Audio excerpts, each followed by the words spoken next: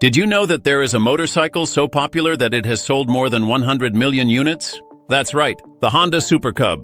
Since its launch in the 50s, this small but unstoppable machine has conquered the world, becoming the best-selling motorcycle in history. How did this humble scooter manage to revolutionize transportation and win millions of hearts?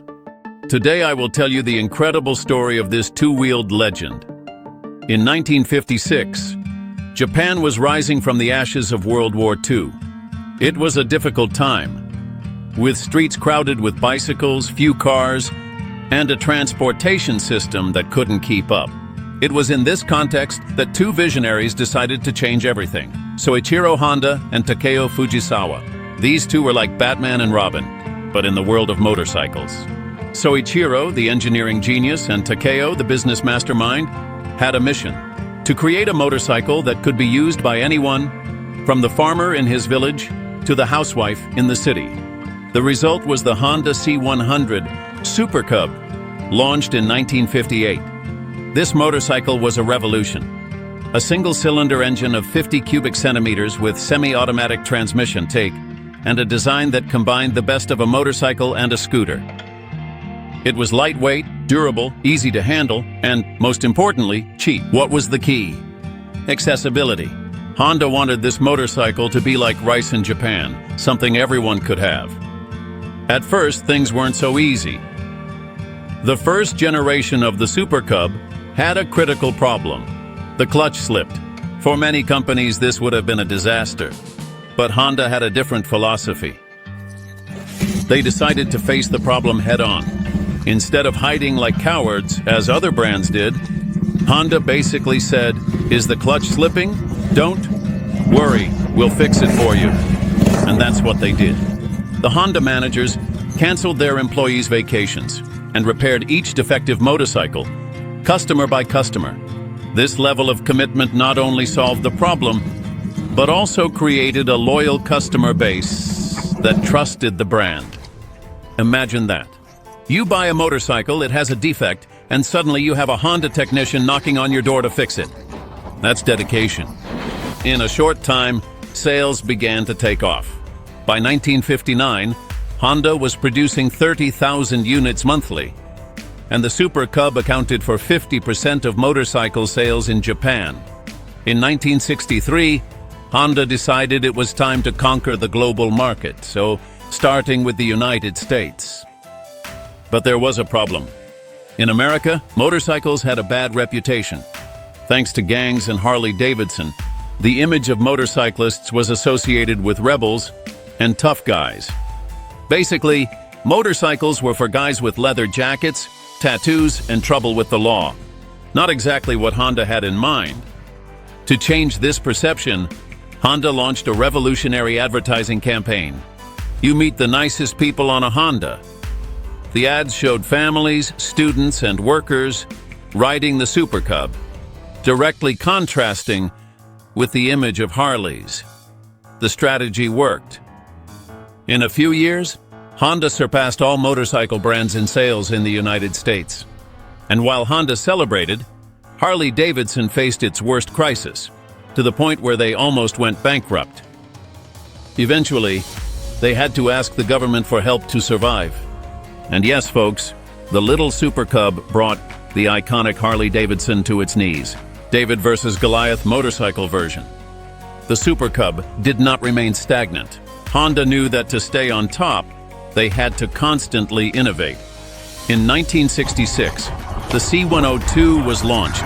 They introduced electric ignition, a feature that made it even more appealing to all types of users. In 1969, the C70, a more powerful version with an updated design.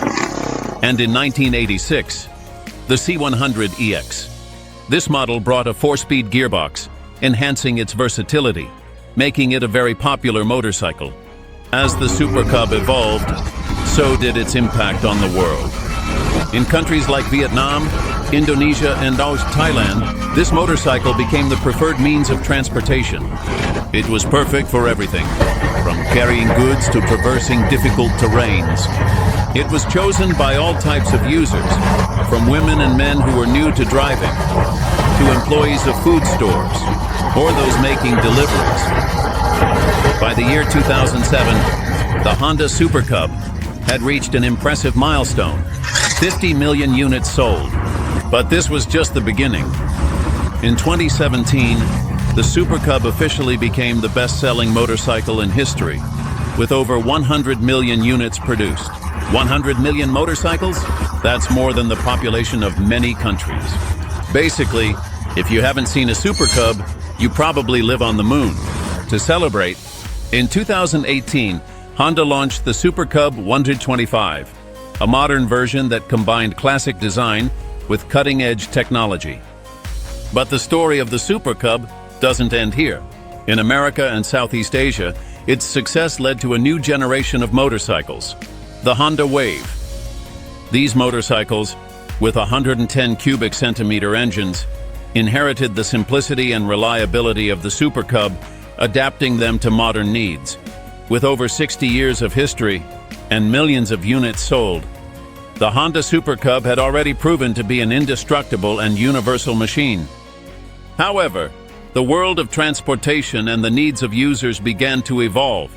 Cities grew, traffic became more intense, and new emerging markets, such as Southeast Asia and America, were looking for a motorcycle that was just as reliable, but more modern and adapted to their needs. Honda understood this challenge, and in the late 1990s, decided to create a motorcycle that combined the legacy of the Super Cub with a renewed design and updated features. Thus, the Honda Wave was born, a worthy successor to the Super Cub, but with its own personality and focus. Officially launched in 1995, the Honda Wave was developed to satisfy a type of audience that wanted something more contemporary. Instead of the pressed steel chassis characteristic of the Super Cub, the Wave adopted a more modern design with a tubular steel chassis that improved strength and comfort. Additionally, it introduced four-stroke engines of 100, 110, and 125 cubic centimeters, much more efficient and environmentally friendly, which quickly became the standard for this type of motorcycle. The semi-automatic transmission, one of the greatest innovations of the Super Cub, was retained in the Wave, ensuring that gear shifting remained just as simple and accessible for all types of users. And for those who wanted something even more practical, Honda included versions with electric start, a highly valued feature, especially in countries with extreme climates. The Honda Wave debuted in Asia, specifically in countries like Thailand, Vietnam, and the Philippines, where it quickly became an icon of urban transportation. Its modern design, ease of use and maintenance, and enviable fuel economy made it perfect for workers, students, and families. In America, the Honda Wave arrived in the early 2000s and quickly found its place in countries like Argentina, Peru, and Mexico. In Argentina, for example, it became one of the best-selling motorcycles thanks to its low acquisition and maintenance costs, ideal for those looking for a reliable and accessible means of transportation. In many of these markets, the Wave adapted to local needs. For example, in some countries, versions with greater load capacity or specific modifications to withstand less paved road conditions were offered.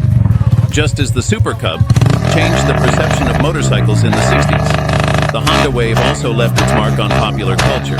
In Asia, it is common to see streets crowded with Waves used by both delivery drivers and entire families. In some countries, the Wave became a symbol of economic mobility and personal advancement.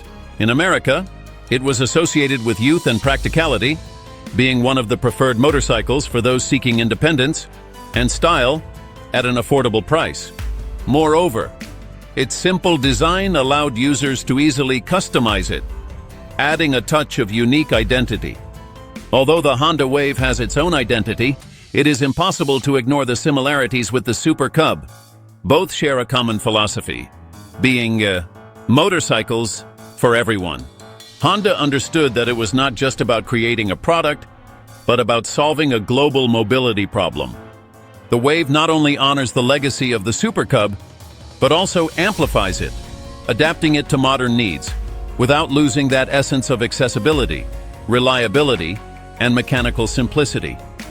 And to this day, the Honda Wave remains one of the best-selling motorcycles in many countries, especially in Argentina, where this bike created a new segment of motorcycles called the 110, flooding the market with bikes similar to the Wave from Chinese and Japanese brands.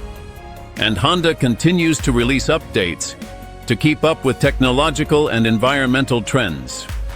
With models that incorporate electronic fuel injection and higher emission standards, the Wave ensures it remains relevant in a constantly changing world.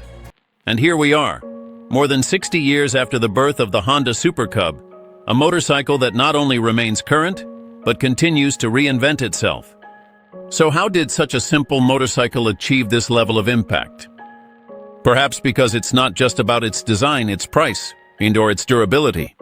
The Super Cub represents something deeper, the democratization of transportation.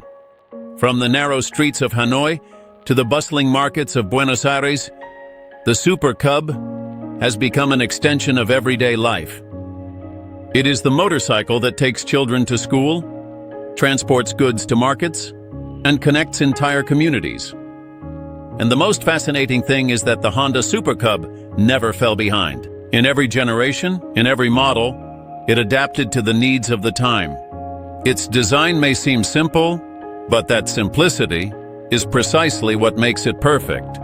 While other motorcycles competed to be bigger, faster, or more expensive, the Super Cub always focused on being useful, reliable, and accessible to everyone. And then, with the arrival of the Honda Wave, a direct descendant of this legend, which took all the values of the Super Cub and elevated them to a new level. In countries like Argentina, Peru, and Thailand, the Wave has become a street icon, demonstrating that the spirit of the Super Cub is still alive, adapting to the demands of a modern world. So the next time you see a Super Cub or a Wave on the street, remember that you're not just seeing a motorcycle. You're seeing a piece of history, a symbol of progress, and above all, proof that great ideas always find a way to endure. Honda Super Cub, the motorcycle that changed the world and continues to ride into the future.